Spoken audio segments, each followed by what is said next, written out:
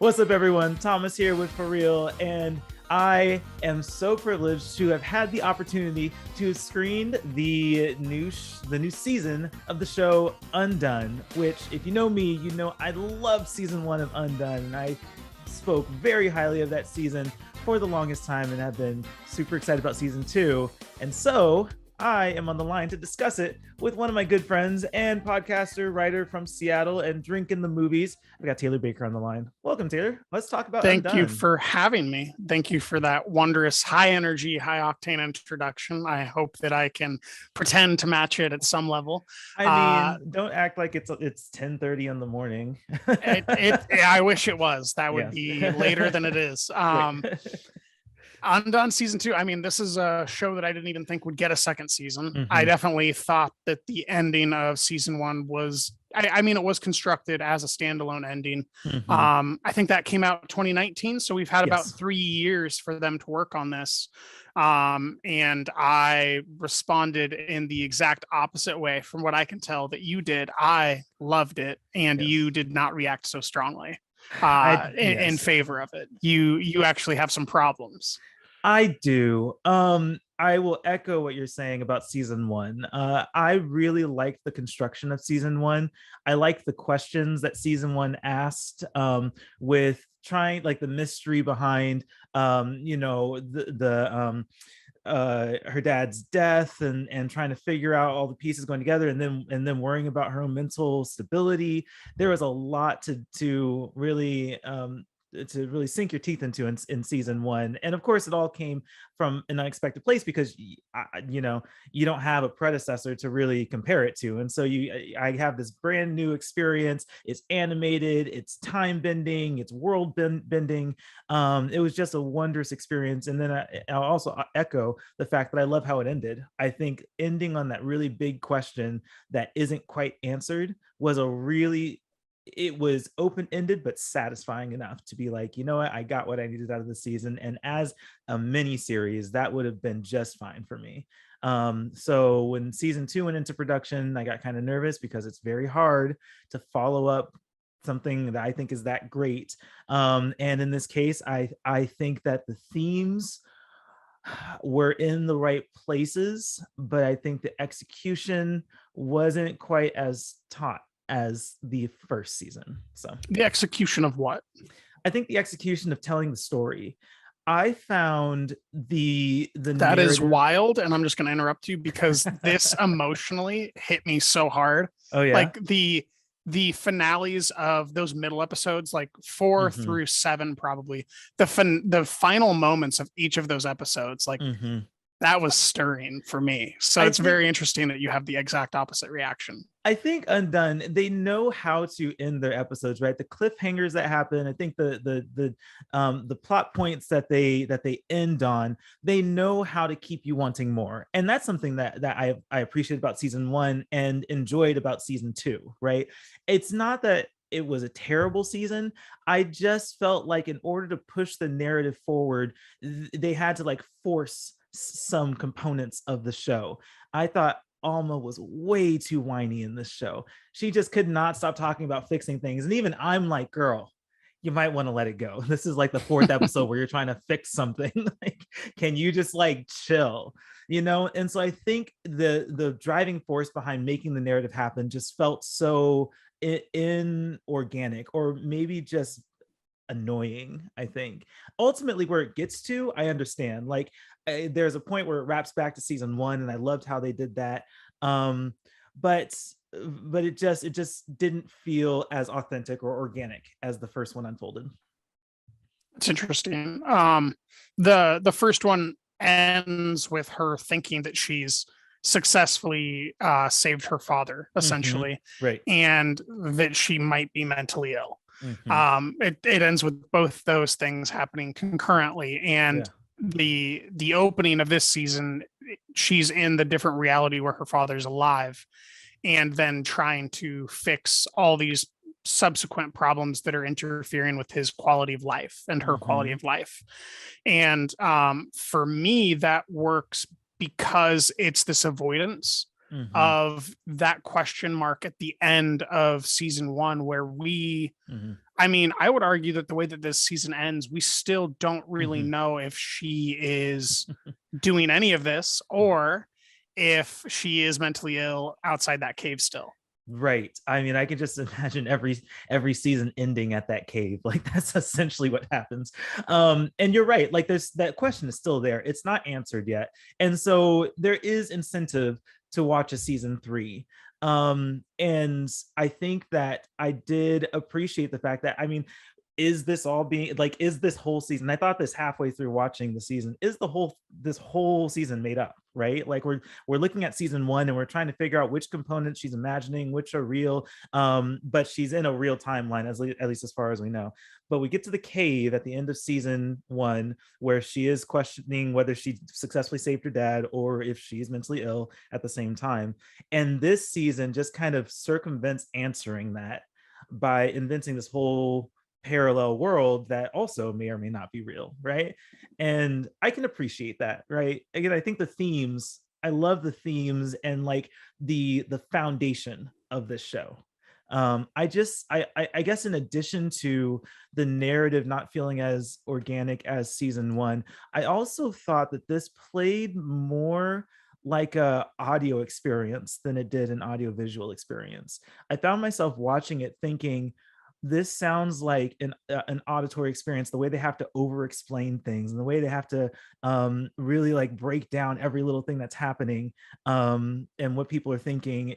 It was a little I don't know, not pandering, but like um Over over explanatory, yeah. explanatory. And I also don't think that it did nearly as much with the surreal visuals as the first season did.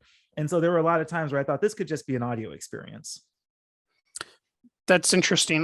There's definitely layers of surrealism, and I honestly don't think we fully engage with some of the proposed moments that Alma has in this season. There's Mm-hmm. that mental hospital elevator Mm-hmm. sequence where she's confronting herself, and I don't think that we ever actually got a resolution to that. So there's a few things going on simultaneously. But the earlier point that I was trying to make is that Mm-hmm. she is operating out of fear. Yeah. She still has the same fear that she had at the beginning of or at the end of season 1, where she doesn't know if she's mentally ill, Mm-hmm. and she doesn't necessarily trust herself. But if she is right, then she wants to fix everything. Mm-hmm. But she's avoiding whether or not she's crazy, right? That's the thing that she's avoiding. Mm-hmm. So that was the way that I guess, rationalized and had a totally different reaction than you to her always focusing on everyone else. Because to me, it made sense that someone who's worried that they're mentally ill wants to help everyone, Mm-hmm. while also helping everyone gets her closer to her grandmother, who also was deemed to Mm-hmm. be crazy. So there's these little layerings that I actually cared for quite a bit because of the generational trauma that Mm-hmm. they're addressing in it, because of the way that her sister's empathy opens up doors that she doesn't have because she's so self-centered. But then there are like actual like physical things that bother me, like how long was she trapped in that world with Geraldine in the mental Mm-hmm. hospital, because she Mm-hmm. has a cochlear implant, and she was in like the 1950s or whatever, Mm-hmm. 1960s, when those didn't exist. So like, Right. how was it staying charged? How did they not notice it? Like there's certain logic questions that I had. Yeah. But I do think that the images for me worked. They went with a less mosaic, I guess, drug infused Mm-hmm. styling this season, and they went with more of a horror sequence. Mm-hmm. Especially in those probably final 4 episodes. Mm-hmm. Maybe the final episode goes back towards positivity, but when we're in the mental asylum and we're Yeah. going through her grandmother's, whose name you are able to pronounce perfectly, is that right? Nope, I'm not even gonna try. Her grandmother, I think the name was something like Rochelle Yeah. but there's a sequence where she's all fractured, and the animation style is very reminiscent of things that you'd see during the horror sequences of something like Paprika, Mm-hmm. or something like that. So all those stylings for me, I mean, it made a cohesive tone. It worked together. It was about this family trying to come together and acknowledge all the different ways that they'd been avoiding each other. Mm-hmm. Meanwhile, at the heart of it, Alma Mm-hmm. is avoiding her own shit to try to fix her family's shit that they've been avoiding the whole time. So Mm-hmm. it's this double avoidance that, it's self-aware. I get that it doesn't work, but I do think that they know what they were doing. I think so too. And I do wish that I would have had that same level of connection to those themes as you did, because I recognize them. They're there. I mean, the door is referenced multiple times throughout this show. And even after the door is opened, like you're saying, there's a Well, there's double multiple avoid. doors. Well, there's multiple. Yes, I'm sorry. Multiple Everyone doors. has their own door, and then she has hers. Yes, Yeah. exactly. And she's asked multiple times what's behind her door, and she thinks that she's gotten to it. And I really like on a like a therapeutic level, I guess, I love that they're trying to dig into layers of people's frames of mind, right? Even when you think you got to the root of something, there actually might be more that you're not even aware of, right? Mm-hmm. And so it lends itself to that. And I really wish that I could connect with those themes. I just think the story should have been smaller. I think I guess I don't know how I You're would. saying that spanning like 60 years and everybody's independent lives was not a limited scope? Oh my gosh. It was, they put a lot in this season. Like I think in season 1, you were very solely fixed on Alma's her powers, her conflicts. And then of course her dad is just kind of a part of helping her through her journey, right? So it's a very singular track. Yeah, because he's trying to save himself. Exactly. Yes. Through her. And her, right? And there's that, but it's very much her perspective. But then when you get into this season, you have her perspective, which I thought was a little too whiny. But then you have her sister's perspective, which is trying to figure out her powers and how Alma is pushing her to get those powers. And then there's the dad who's trying to stop her from using her powers. And then there's the mom with her side story, and the son and his, oh my gosh, there was so much. And then of course the grandmother. This deserved 2 seasons itself, right? There was so much that they put in just this season, that the episode should have been hours long, or an hour long each. And you could fit all of everything that happened here in 2 seasons. So I think that it was a very ambitious project, and I think from that perspective, or from that lens, they did the best that they could. I think fitting everything into these like 25-minute episodes, 8 episodes, 22 minutes for a few of them at least. Yeah. They did it's functional. I just don't think it was as it wasn't as elegant as the first season. That's interesting. I have very different feelings about it. I don't know about elegance. I can't immediately recall season 1 to mind in a way that strikes elegance versus this season. To me, a lot of the character choices that you're not enjoying make logical sense to me in character evolution. Things like Bob Odenkirk's character and Rosa Salazar's character being more subdued and whiny, that makes sense to me because of the actual thing happening constantly in the background here, which is like that he doesn't want to give up the fact that he's alive and that she is avoiding something. And what is it that they're avoiding that no one else is avoiding in the whole show? And it's that they have a version of life where they didn't live it. So they're the only 2 people in the entire show that are trying to live a normal day-to-day life while having a whole separate life that they have in their brain, which is something that I've always wanted films to get into and television shows to get into, right? And you were just complaining about how this doesn't handle the multiverse as well as Everything Everywhere All at Once does before we started recording. Yes, I did right? mention that.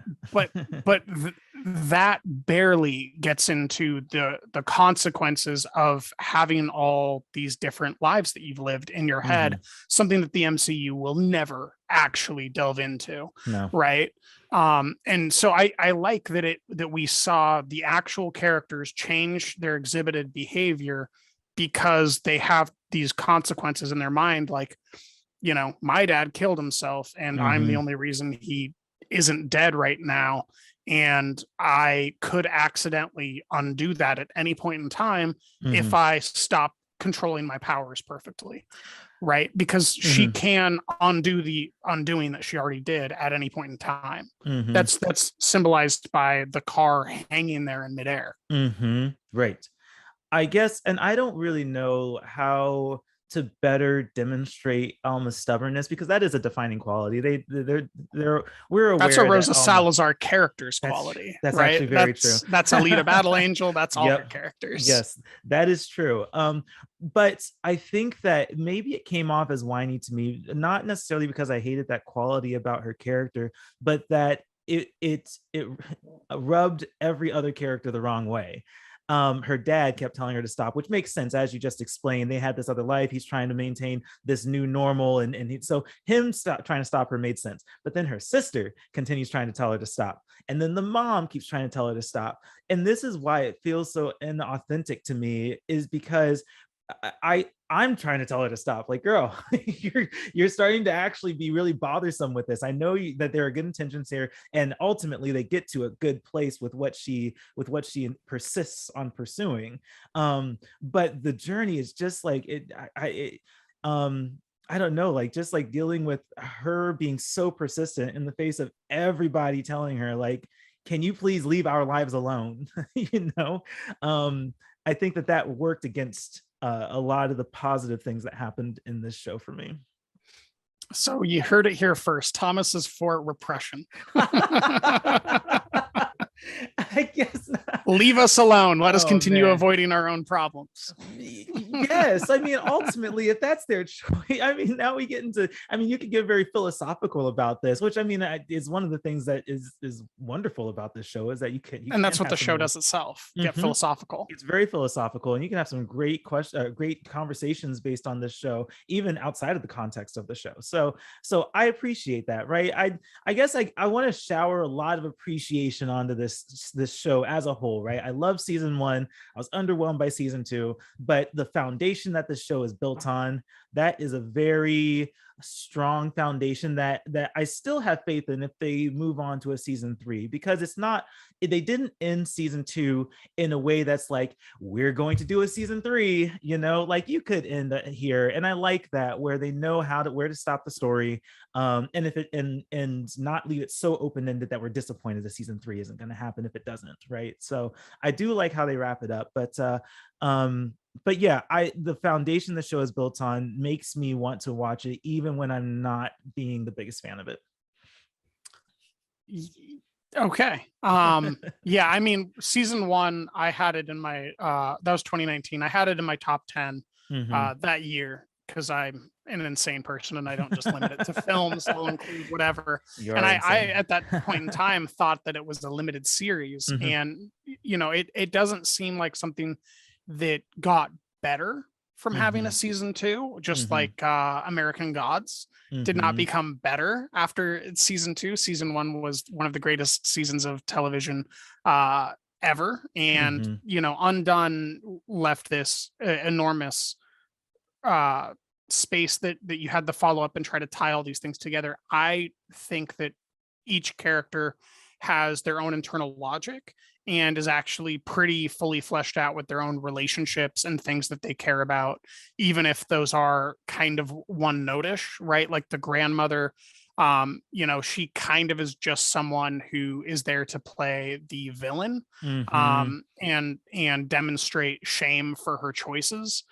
But you do get the sense that she does have her own life, which is not something that is easy to pull off in a rotoscoped, fully painted series. One thing that I did want to get to is something that was new information for me, but the creator of this show, I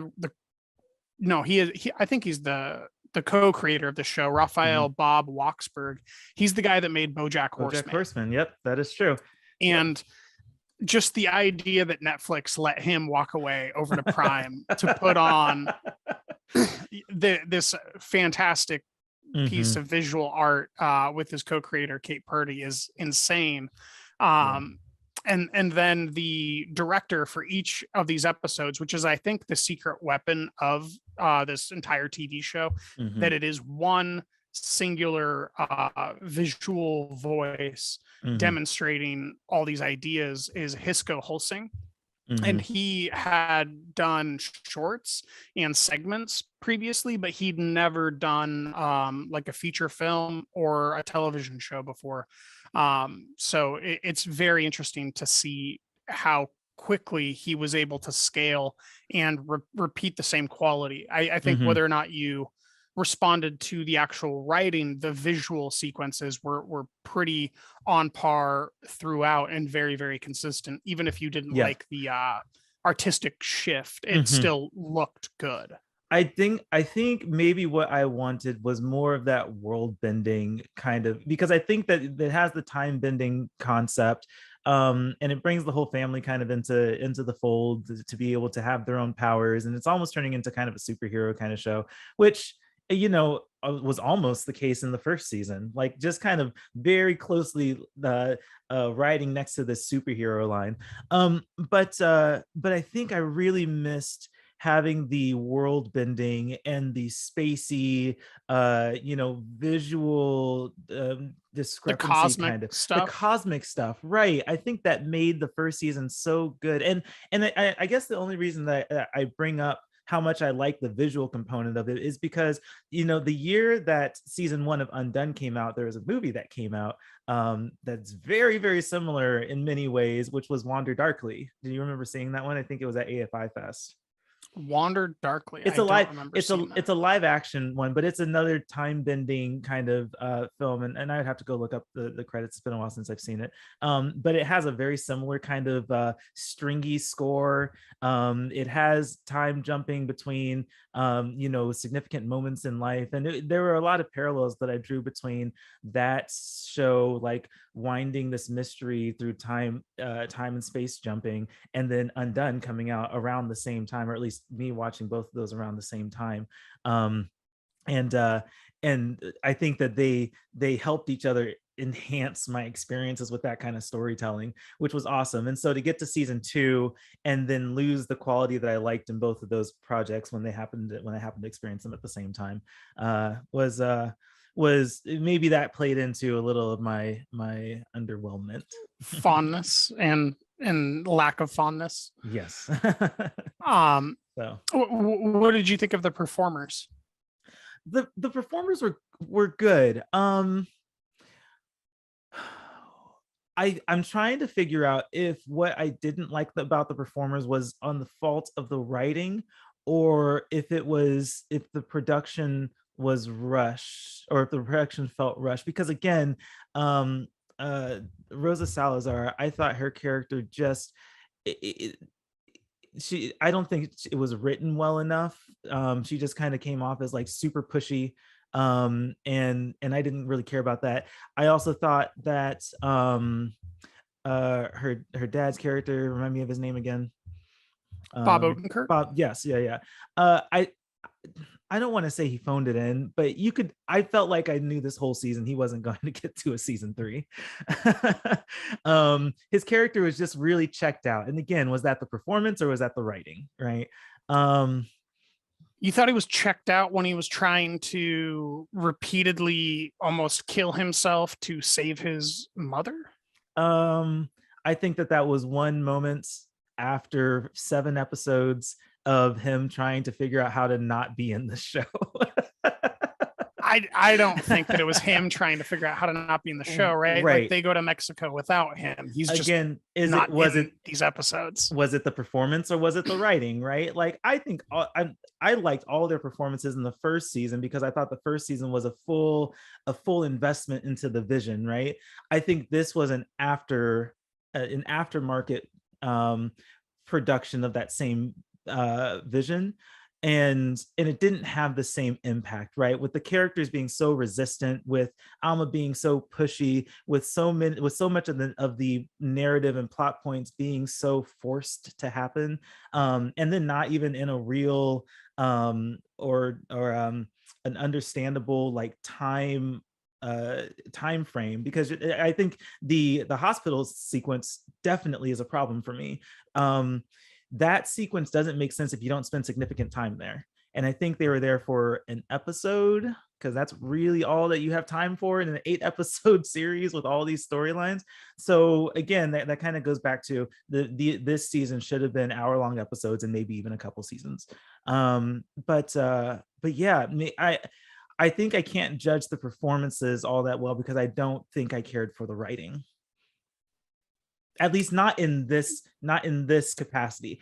Now, if I was to turn the visuals off and just listen to it as an audio experience, I might have a totally different take on it, because I think as an audio experience, the writing is very nuanced in the way that it's trying to explain what's happening if you don't have the visual.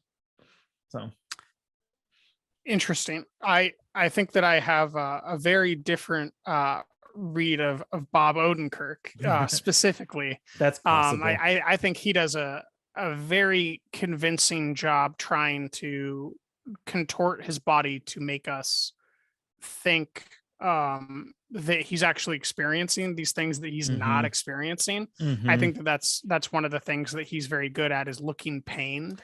Yeah, and maybe you're right about that. I that sequence that you mentioned where he's trying to save his mom. I actually didn't like that sequence. I think again it was that says more about you than him. If you don't want someone to save their mother from it's not that I didn't want him to save the mother. It's just that again it felt too rushed. It felt too like, oh, this is a thing that needs to happen now. It didn't have an authentic unfolding of events. The whole season felt rushed to me. And so getting to that point, I couldn't feel as strongly as I wanted to about that, because the sense of repetition, it comes up in season 1, but it's spaced out, right? Like there's this thing where that you can do repetition, like at the very first season where he goes again, right? Again. But they're longer sequences, and so you get time to absorb this need for repetition, and then it plays a role later on. This was just again, and that's probably the writing. Well, he did what was written down, so I would imagine. Okay, so that brings me back to my conclusion, where I don't know if I can judge the performances well enough, because I don't think they had good enough material to work with, narratively speaking. Right, but I'm just going to disagree with that, because at some level you still have to engage with the fact that they're largely acting in empty rooms. Like whether or not the writing's great or not, like they're convincing performers that are acting out as if these spaces do have these objects in them. And as much as you cannot like the dialogue or the choices that they're making, I think that the craft of acting, which is what they're doing, it is very well on display here for performers that are often in an empty room acting as if things are really there.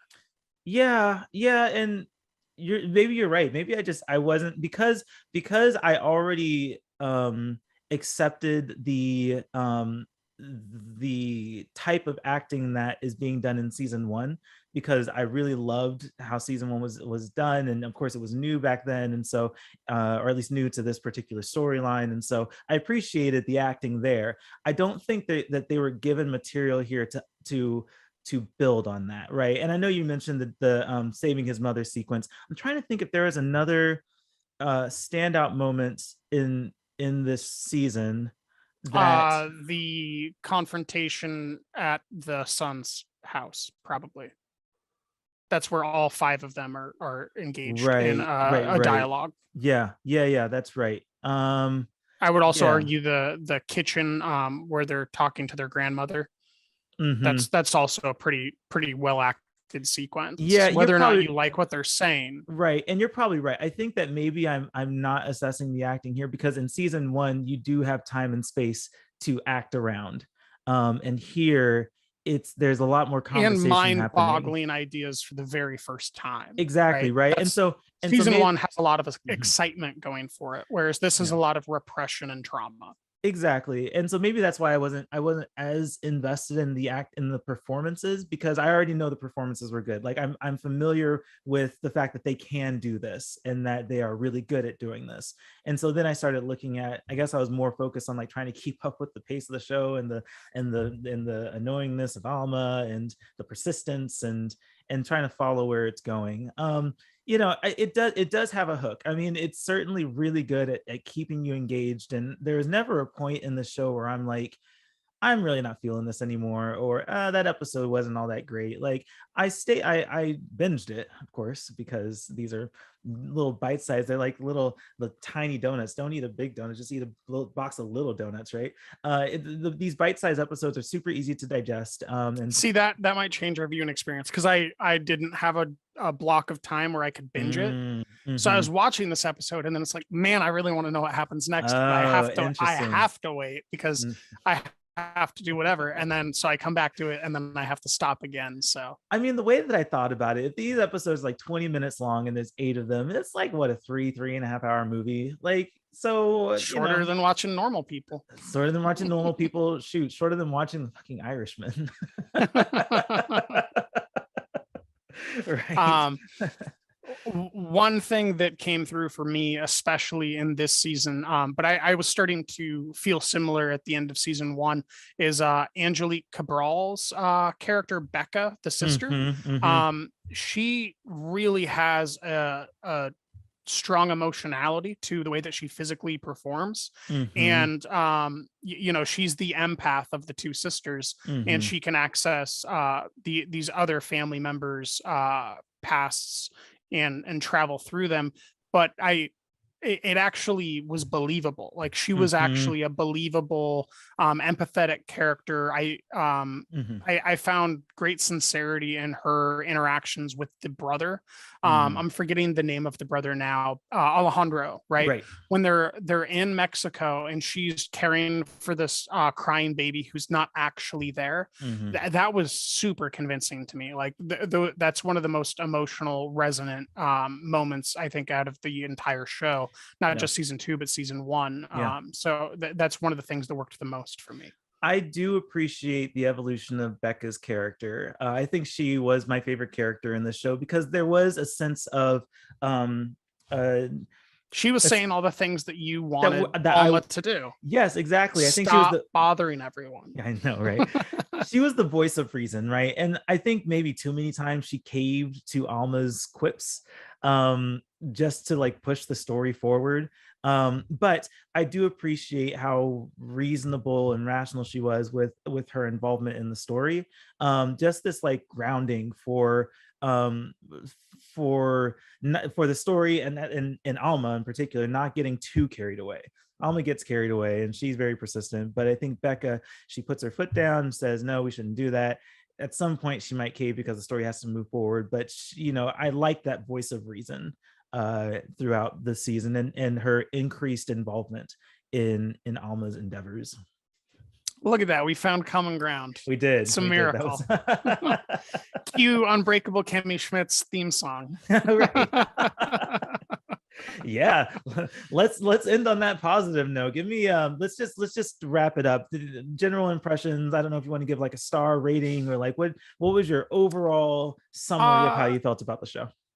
Yeah, this is gonna average about a 4-star for me. It's between that 76 and 84 range, probably more on the 76 to 80 part of that.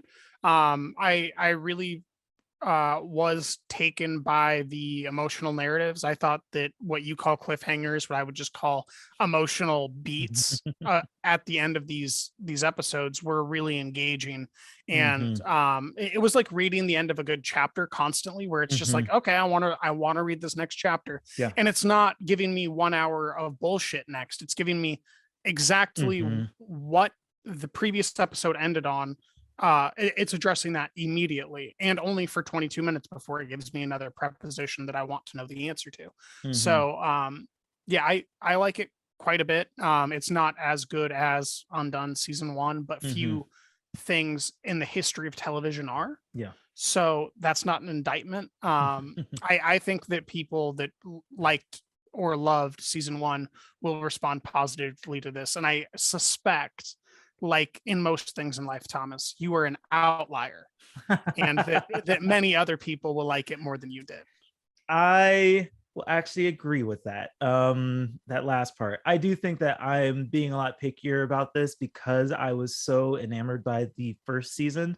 I was one. Expectations are an Yeah, asshole. they are, but that's the problem. Like if I'm someone who comes into this show and watches, oh, it's on Prime, I started season 2, oh, there's a season 1, let me go back to it. Like if I'm one of those watchers, season 2 is great, right? I think that there it tells its story. I think it's very comprehensive, and I think it it matches the style. I think it matches the quality of season 1. There's just things that I wish, um I don't know. I don't know what the right capacity to put what my expectations are imposing on this, right? Should it be a multi season thing with 1 hour episodes, right? Should it be an audio experience? I think that any of those capacities it could have worked in and maybe even worked better for me. But that's just because, again, I love season 1 so much. And like you said, it's very hard to live up to that, especially when season 1 was originally written as a mini, or I presume it was written originally as a mini series and then happened to get a season 2. I believe so. But that's the thing with making this type of a show with such a limited budget and such Mhm. a team that they've assembled of talent, where you never know if you're going to get another bite at the apple. So you Right. have to do everything you want to do, say Mhm. everything you want to say in each season. Yes. And the complaints that you have about wanting it to be longer, well, you Mhm. could take that up with the Amazon finance production department, I shall. because Did y'all I did they think that watch they season 1? Like throw money at them, you know?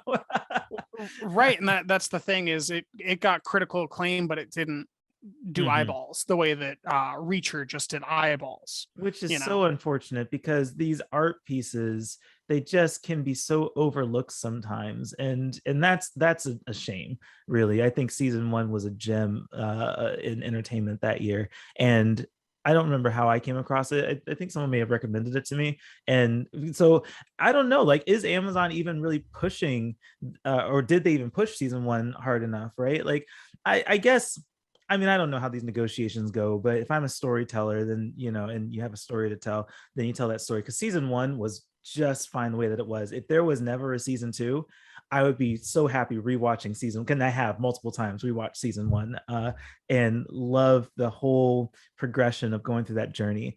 I see, like, practically speaking, what you're saying about, as far as production goes, and you never know if you're going to get another season, and that's an unfortunate part of show business. And so I see the reasoning and I empathize with it, but as a critic and the consumer of entertainment, I just wish that the story was a little better flushed out. So I can agree with that. My point was more that we can't want an additional season mm-hmm, and longer episodes when mm-hmm. that's just not what they were ever gonna afford. Well, Now you can want it, but you can't yes, criticize it for not being that. I know, and that's why I don't take that into consideration as far as criticism. Like, oh, this show should have, like, I say that as in, like, it would have been nicer for that to have been the case. I will say that I wish that there was a less complex story for season 2, because if it is the case that season 1 was written as a mini series and then they got a second season, um it is hard to figure out, like, okay, well, where do we go from here? That's the big question at the end of season 1, is if there is another season, where do you go from here? And so I think that it was just a very ambitious endeavor, or undertaking, and hats off for pulling it off in a functional manner.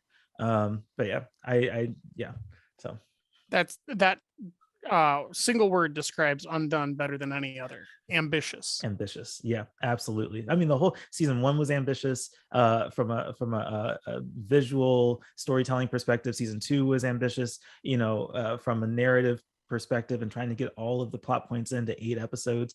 It, you know I do respect that. I mean, they tried to resolve all family issues for an entire family in 2 hours and 40 minutes. Right.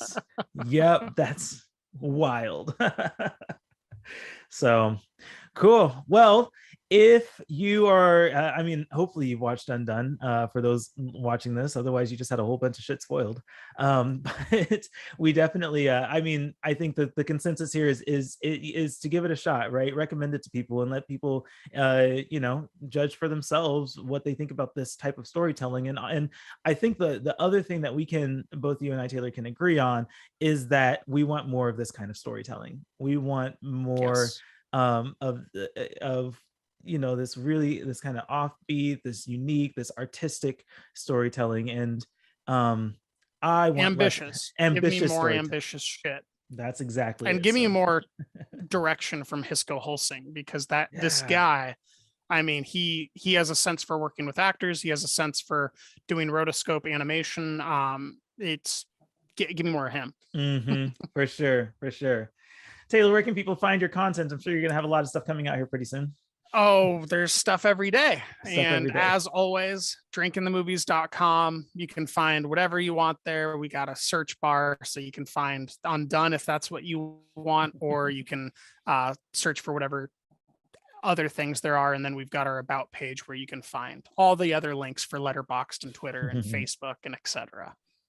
Very cool. How about you? Where can people find you? So this is actually kind of exciting. I get to introduce it under a new URL now. I'm making some changes, trying to position the website a little bit better on the internet. So you can find my content and the content of a few other writers that we have a part of the ForReel team at thisisforreel.com. Of course, ForReel spelled FORREEL.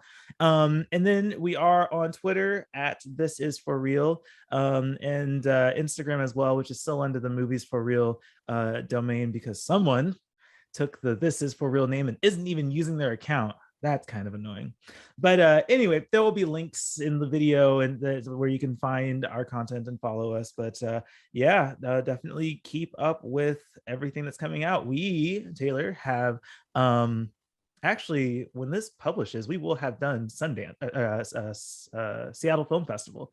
So yes. So if anything, we're plugging Hot Docs right now. Yes. So we have Hot Docs content coming out now. So they said in early April.